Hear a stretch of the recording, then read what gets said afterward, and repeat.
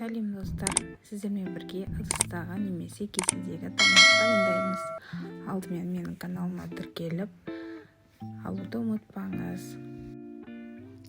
Ең бірінші етімізді кубиктап турап аламыз. Артынша картошкамызды тураймыз, міндетті түрде кубиктап тураймыз.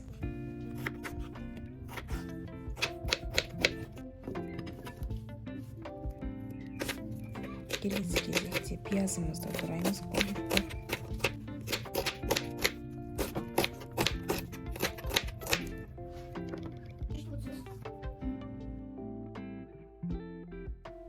Енді дәмдеуіштерімізді бәрін қосып, жақсылап араластырып аламыз.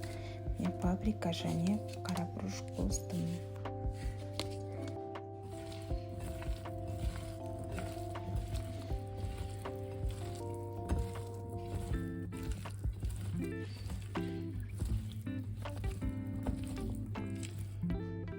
Ал қамырын дайындау үшін ұнымызға суымызды, тұзымызды, сары майымызды салып илейміз, жақсылап. Мысық қамыр қылып илейміз.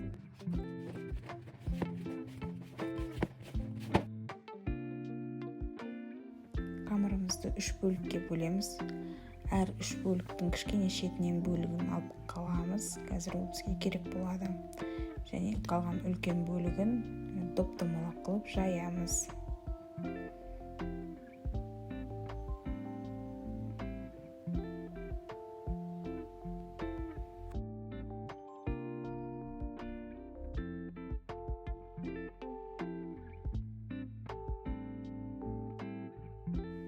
Қамырымыз қатты жұқа немесе қатты қалың болып кетпеу керек.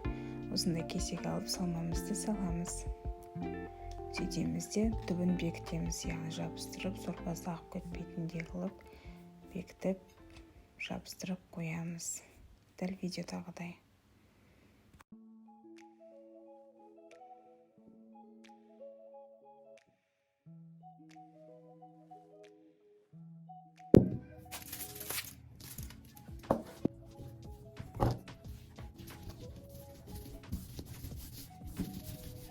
Жаңағы алып қалған кішкентай бөлігінен ұзынша қылып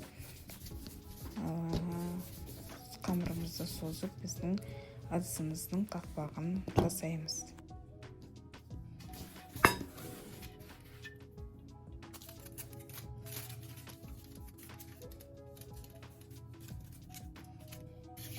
Тағамымыздың бетіне жұмыртқа жағып, пешке саламыз. 220 градуста немесе әркімнің духовкасына қарай қатты қыздырмайыз.